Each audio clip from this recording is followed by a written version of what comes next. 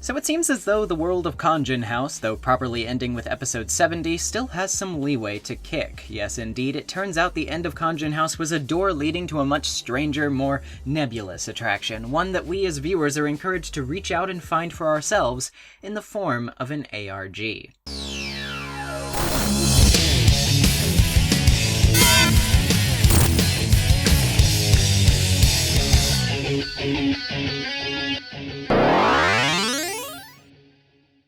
Khonjin House is a series I've covered once before on this channel, and it's always been a bit of an outlandish but fascinating specimen. Like a YouTube poop brought to slightly more individual life, it's fascinated internet denizens for several years now with its combination of irreverent, fast-paced humor, shoddy presentation, and occasional sprinkles of strange lore.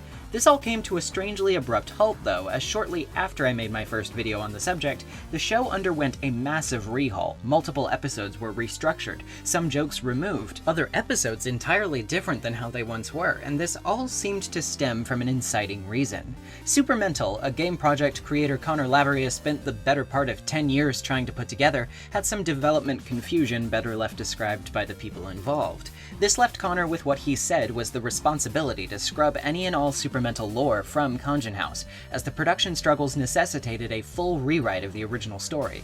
Things were looking weirdly grim for Khonjin House, and things would remain uncertain until a spark of life emerged in the form of Khonjin's 4-month hiatus. This video, now unavailable, was a fairly regular update from Connor specifying that the channel would take a 4-month hiatus to get back into the swing of things. The video ends with Connor expressing, "Keep looking, there's someone waiting for you." But this tantalizing mystery would remain frustratingly unnoticed by the Khonjin viewer base. Nobody solved the riddle, and by the time Khonjin released another video, featuring Khonjin eating a bag of chips, the references had become more overt. Description stating, "Khonjin is waiting for someone to solve his riddle." Yet again, no traction came to this strange mystery until, of course, Khonjin made an announcement in his updates channel of his Patreon server that stated, "If the answer isn't found in 24 hours, I'm torching the reward." Obviously, this caused a bit of a stir among series fans. No one had heard of the prospect of a reward before, and the fact that they were only given 24 hours to discover the path to it meant that they needed to work quickly. Some weren't in for a reward, some were only spectators, some even didn't realize still that there had been any riddle to speak of, and simply kept watching what Connor posted on YouTube. Among the chaos of wild speculation, Connor himself stepped in to say that the community's biggest problem in approaching the mystery thus far was digging too deep. They needed to look at things with a more surface-level understanding, with their eyes.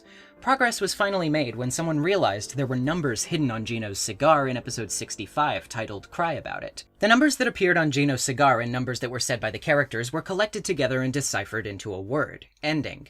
Unfortunately, discussion here became a bit hectic again, going off direction until Connor finally steps in, frustrated, to give more of a nudge in the right direction.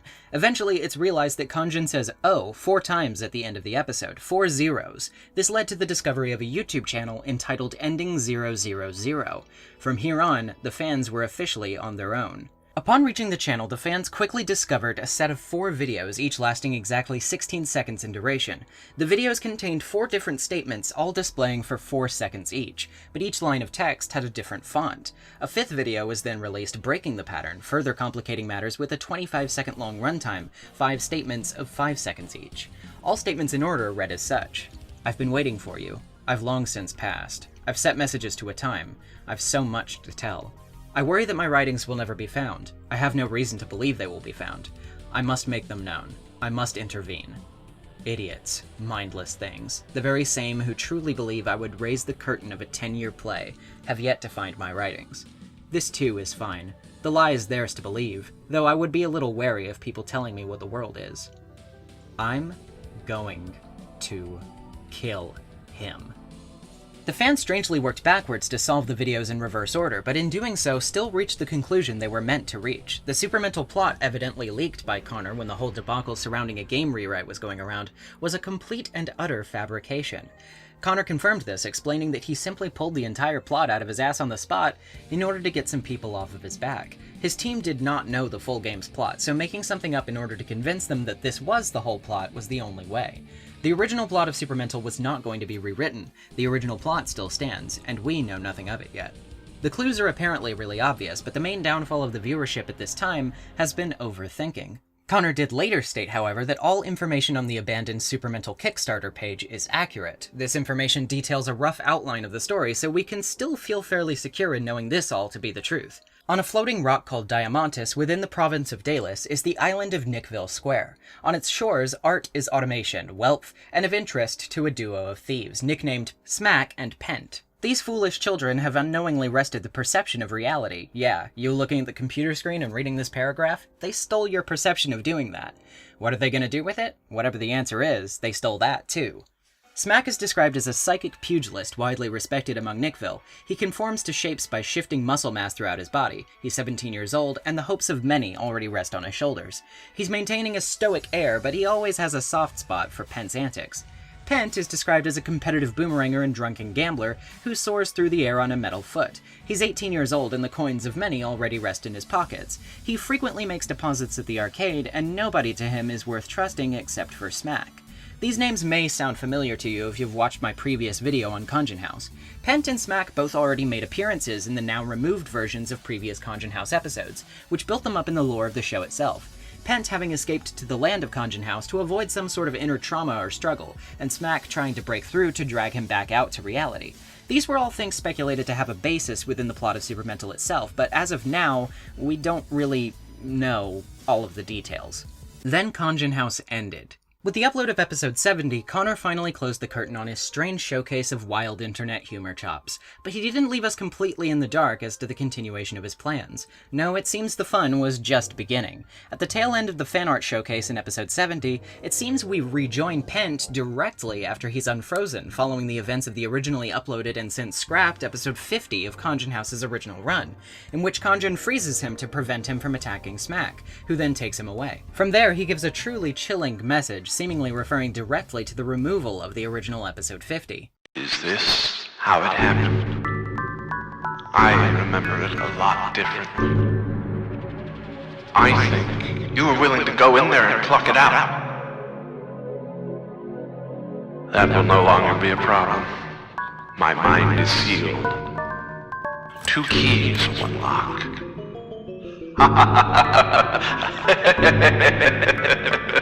Well, I bet you're probably upset, thwarted even, with no way of telling what is and isn't a joke. Now, I think we understand each other.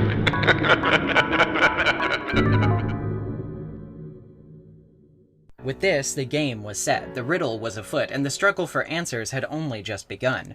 The 2 final messages of ending 0000 were released and stated as follows.